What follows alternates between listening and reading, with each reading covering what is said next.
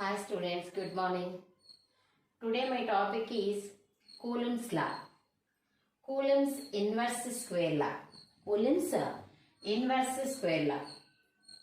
Previous క్లాస్లో మనం electric charge గురించి చెప్పుకున్నాం. ఎలక్ట్రిక్ ఛార్జ్ అంటే ఏంటి, అవి ఎన్ని టైప్స్ అని చెప్పుకున్నాం.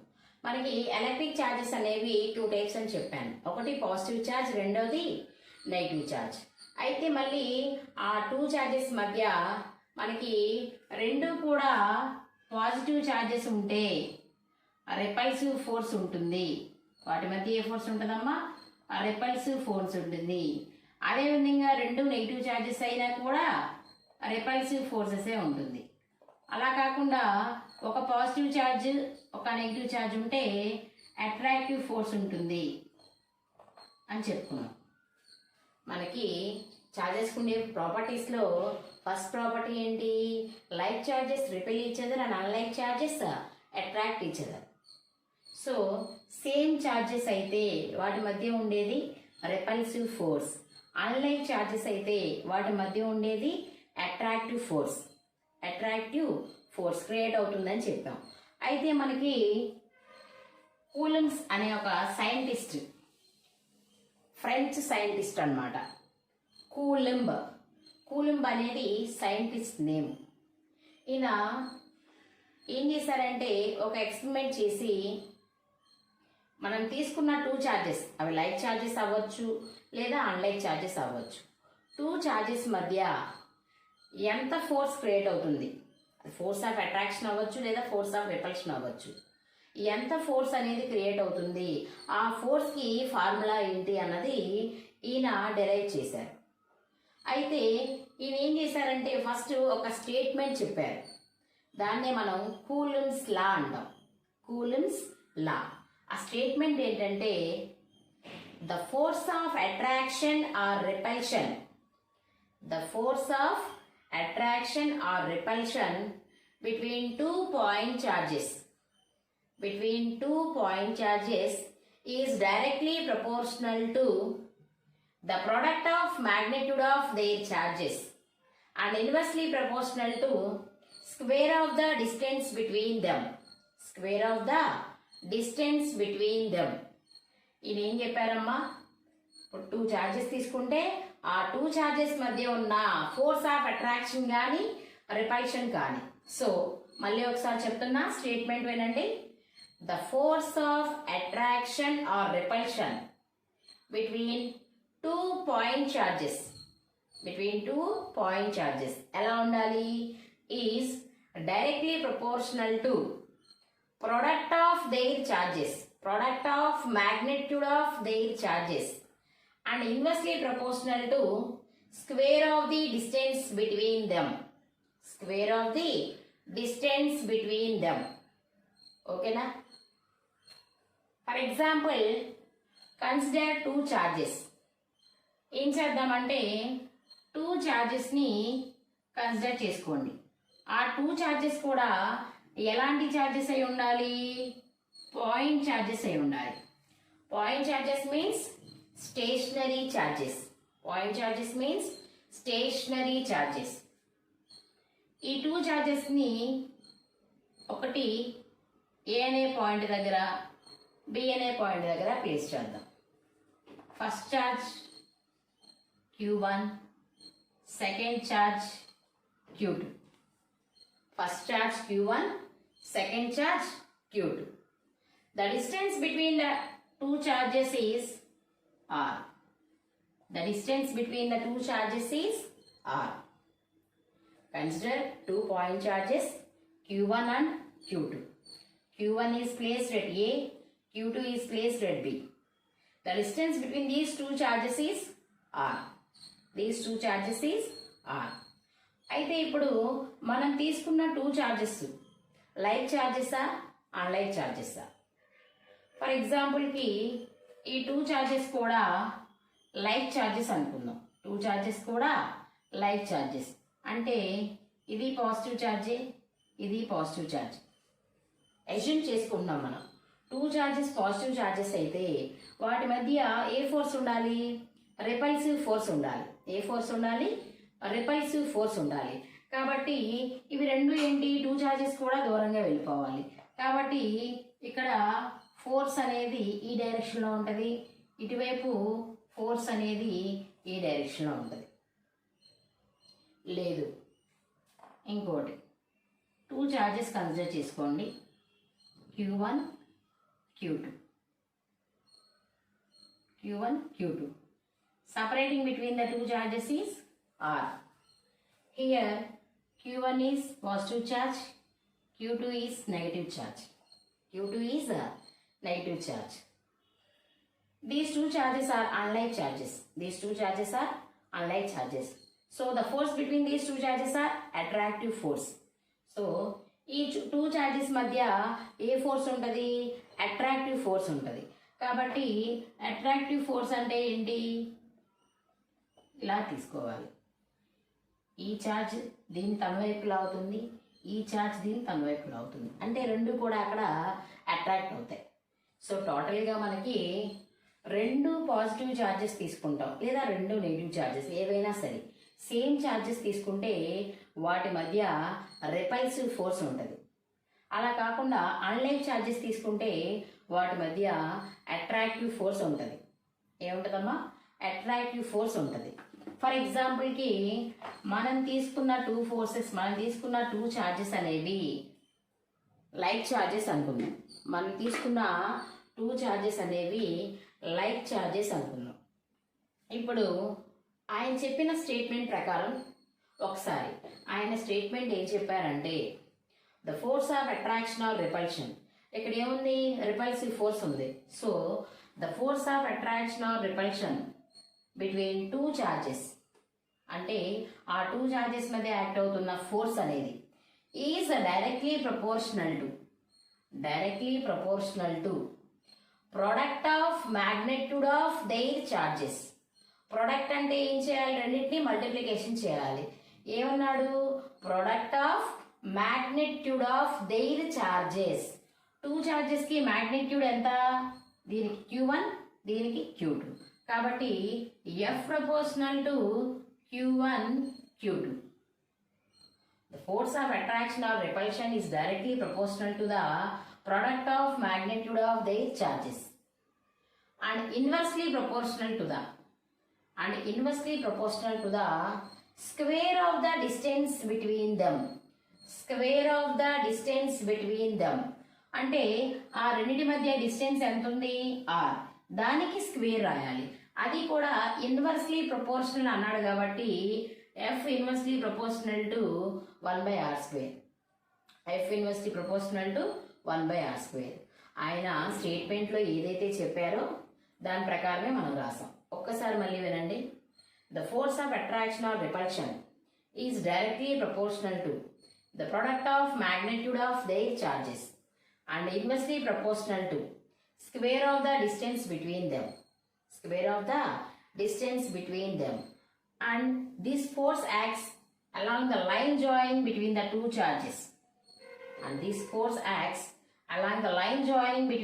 charges. ఈ ఫోర్స్ అనేది ఎక్కడ యాక్ట్ అవుతుంది, ఈ టూ చార్జెస్ ఏ లైన్లో అయితే ఉన్నాయో ఆ లైన్ మీదే ఈ ఫోర్స్ అనేది యాక్ట్ అవుతుంది. మీకు ఆల్రెడీ తెలుసు కదా, డైరెక్ట్లీ ప్రపోర్షనల్ అంటే ఇది ఇంక్రీజ్ అయితే ఇది ఇంక్రీజ్ అయింది, ఇన్వర్స్లీ ప్రపోర్షనల్ అయితే ఇది ఇంక్రీజ్ అయితే ఇది డిక్రీజ్ అయింది. ఓకేనా. ఇప్పుడు అకార్డింగ్ టు కూలుంబ్స్ లా ఇది రాసాం మనం. ఈ టూ ఈక్వేషన్స్ని కంబైన్ చేసి F proportional to Q1 Q2/r². F proportional to Q1 Q2/r². ప్రపోర్షనాలిటీని రిమూవ్ చేద్దాం. ప్రపోర్షనాలిటీని రిమూవ్ చేస్తే దాని బదులు మనం ఏం పెట్టుకోవాలి, ఈజ్ ఈక్వల్ టు పెట్టుకొని కాన్స్టెంట్ పెట్టాలి. సో ఇక్కడ మనం ఆ కాన్స్టెంట్ని K అనుకుందాం. సో ప్రపోర్షనాలిటీ బదులు ఈజ్ ఈక్వల్ టు పెట్టాను. ఈజ్ ఈక్వల్ టు తర్వాత కంపల్సరీ కాన్స్టెంట్ వస్తుంది. మిగిలింది ఏంటి, Q1 Q2/r². where K is called electrostatic force constant లేదా ప్రపోర్షనాలిటీ కాన్స్టెంట్. సో మనం ఏం రాద్దామంటే electric force constant అన్న electric force constant. Here K is equal to 1 by 4 pi epsilon naught. 1 by 4 pi epsilon naught. K ని ఏమన్నాం proportionality constant అనొచ్చు లేదా electric force constant అనొచ్చు. అయితే ఈ K ఈజ్ ఈక్వల్ ఎంత 1 by 4 pi epsilon naught. 1 by 4 pi epsilon naught. Its value is 9 into 10 power 9. 9 into 10 power 9 Newton meter square per coulomb square. Per coulomb square. ఒకసారి చూడండి అమ్మా. K is equal to మనం ఏం రాసాం 1 by 4 pi epsilon naught.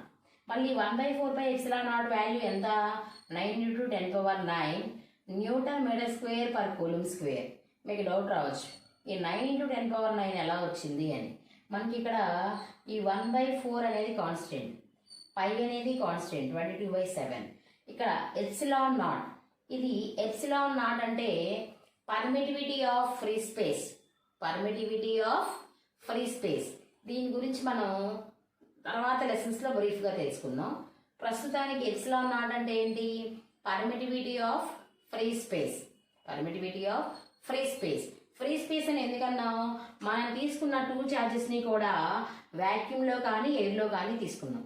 మనం తీసుకున్న 2 ఛార్జెస్ని ఎక్కడ place చేసాం vacuum or free space or air ఎందులో అయినా సరే. సో మనకి ఇప్పుడు K is equal to 1 by 4 pi epsilon naught is equal to 9 into 10 power 9 newton metre square per coulomb square. మనకి ఇక్కడ ఎప్సిలాన్ నాట్, ఎప్సిలాన్ నాట్ ఏమనాలి permittivity. Permittivity of free space. Permittivity of free space. Here epsilon naught value 8.85 into 10 power minus 12.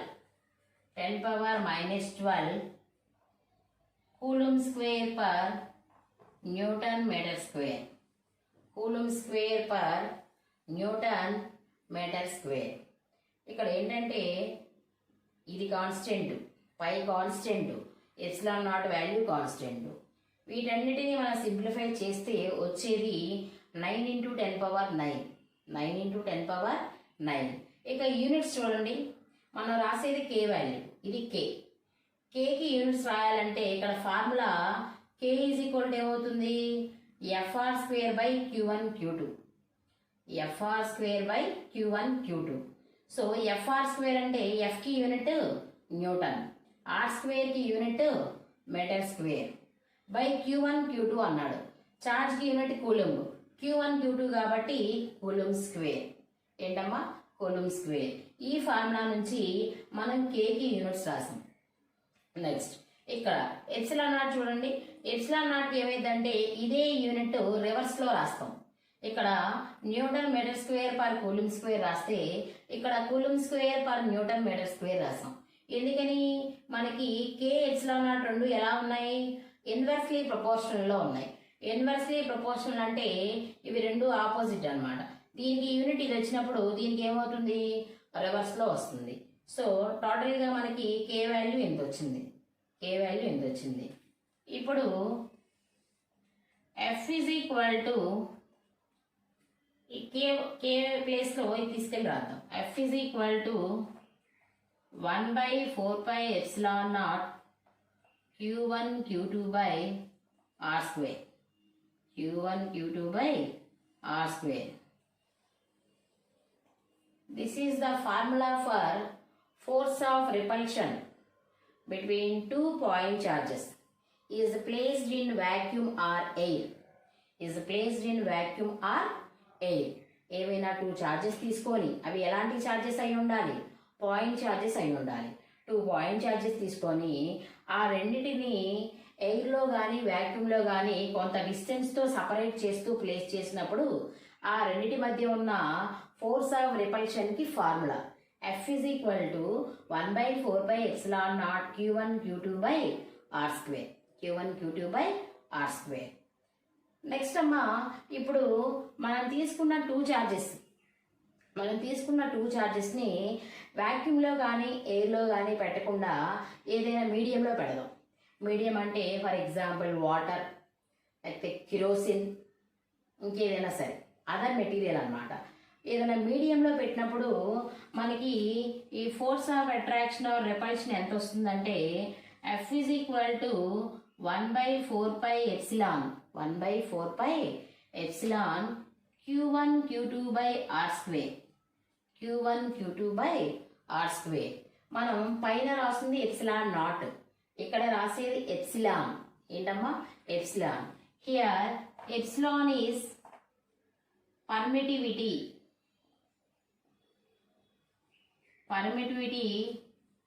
of medium. Permittivity of medium. ఇక్కడ ఏం చెప్పాం? Permittivity of free space. మనం ఛార్జెస్ని ఎయిర్లో కానీ free స్పేస్లో కానీ పెట్టాం, అప్పుడు ఇది ఎప్సిలాన్ నాట్ వాల్యూ. ఇక్కడ ఏంటి? ఎప్సిలాన్ అంటే పర్మిటివిటీ ఆఫ్ మీడియం. అంటే దీన్ని బట్టి మీకు ఏమర్థమైంది? ఈ ఫోర్స్ ఆఫ్ అట్రాక్షన్ రిపల్షన్ అనేది మనం తీసుకున్న మీడియంని బట్టి చేంజ్ అవుతూ ఉంటుంది. అంటే ఎప్సిలాన్ నాట్ వాల్యూస్ని బట్టి ఆ ఫోర్స్ అనేది చేంజ్ అవుతూ ఉంటుంది. ఇది కూలుమ్స్ లా డెరైవ్ చేసిన ఫార్ములా. ఒకసారి బ్రీఫ్గా మళ్ళీ చెప్తాను చూడండి. కూలుమ్స్ లా స్టేట్మెంట్ ఏంటి? The force of attraction or repulsion between two point charges is directly proportional to the product of their charges and inversely proportional to the square of the distance between them. ఆయన చెప్పిన statement ప్రకారమే మనం derivation prove చేస్తాం ఇక్కడ. So first ఏం చేసాం? Consider two charges Q1 and Q2 are separated between the two charges is R. Two చార్జెస్ని R అనే డిస్టెన్స్తో సపరేట్ చేసాం. అయితే మనం తీసుకున్న టూ చార్జెస్ ఏమనుకున్నాం? లైక్ చార్జెస్ అనుకున్నాం. అంటే రెండు పాజిటివ్ తీసుకున్నాం. సో రెండు లైక్ చార్జెస్ కాబట్టి వాటి మధ్య ఉన్న ఫోర్స్ ఏంటి అంటే రెపల్సివ్ ఫోర్స్. ఇప్పుడు ఆ కూలుంబ్ ఆయన చెప్పిన స్టేట్మెంట్ ప్రకారం F proportional to Q1 Q2 product of their charges కాబట్టి F proportional to 1/R square, square of the distance between them అన్నాడు కదా. సో ఈ రెండింటిని కంబైన్ చేస్తే F proportional to Q1 Q2 by R square. Next స్టెప్లో ఏం చేసాం? Proportionality తీసేసి దాని బదులు ఈజ్ ఈక్వల్ టు పెట్టి కాన్స్టెంట్ పెట్టుకున్నాం K. So F is equal to K Q1 Q2 by R square. Q1 Q2 by R square. Here K is called ఏమన్నాం? Electric force constant లేదా ప్రపోర్షనాలిటీ కాన్స్టెంట్, ఏదైనా పెరగవచ్చు. అయితే K is equal to మళ్ళీ ఏమనుకున్నాం? 1/4π epsilon not. K value ఎంత? 1/4π epsilon naught. So 1/4π epsilon naught is equal to ఎంత? 9 × 10⁹ newton metre square per coulomb square. Here epsilon naught is permittivity of free space. So epsilon naught is equal to ఎంత?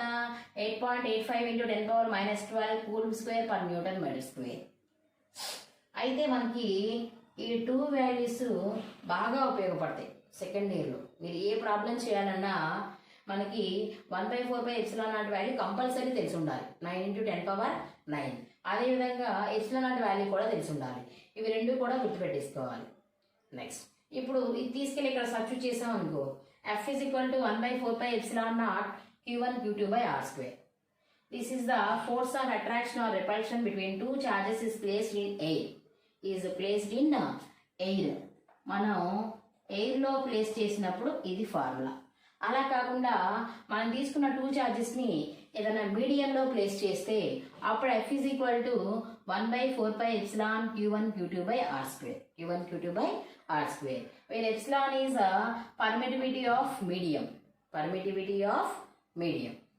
ఇది coulombs లా. మనకి ఎగ్జామ్లో చాలా important question ఇది.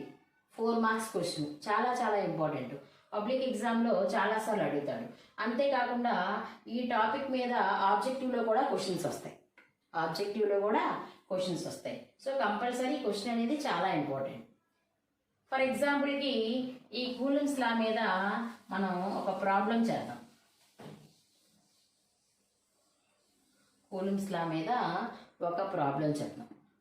Problem ఏంటంటే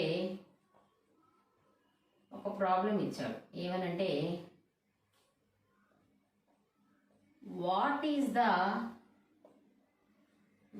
is the force between two charged spheres. two charged spheres of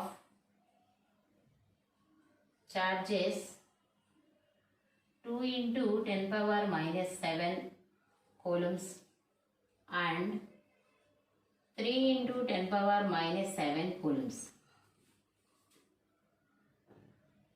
are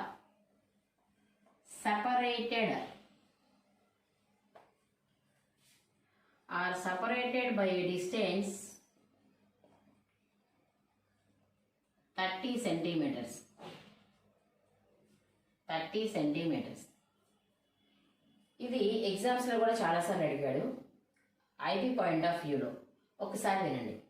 what is the force between two charged spheres of charges 2 into 10 power minus 7 coulombs and 3 into 10 power minus 7 coulombs are separated by a distance 30 centimeters.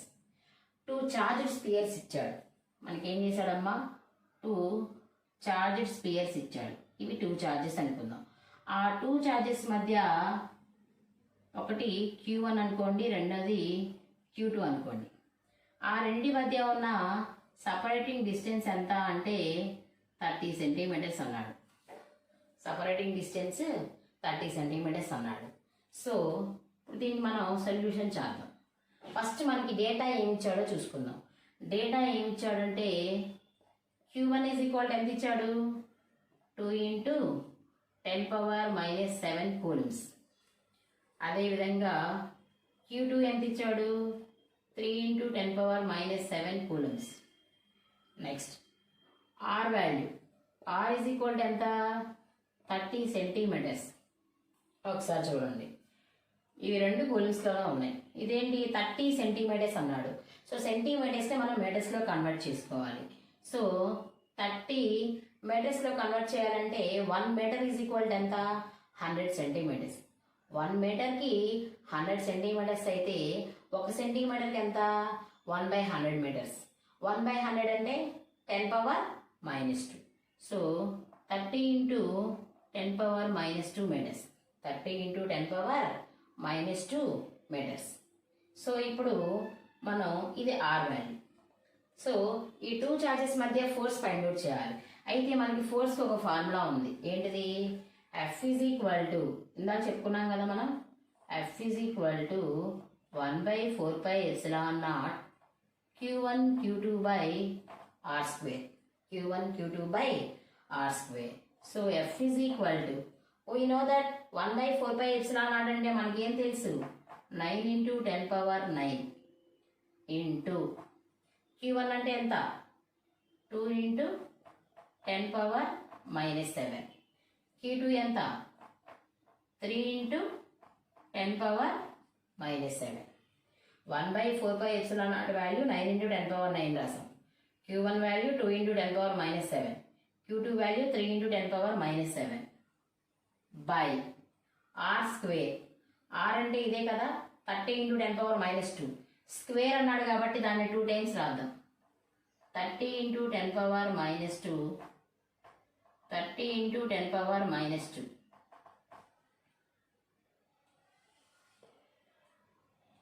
F is equal to, ఒకసారి చూడండి, ఇక్కడ 3 2s are 6, 6 9s are 54, 6 9s are 54.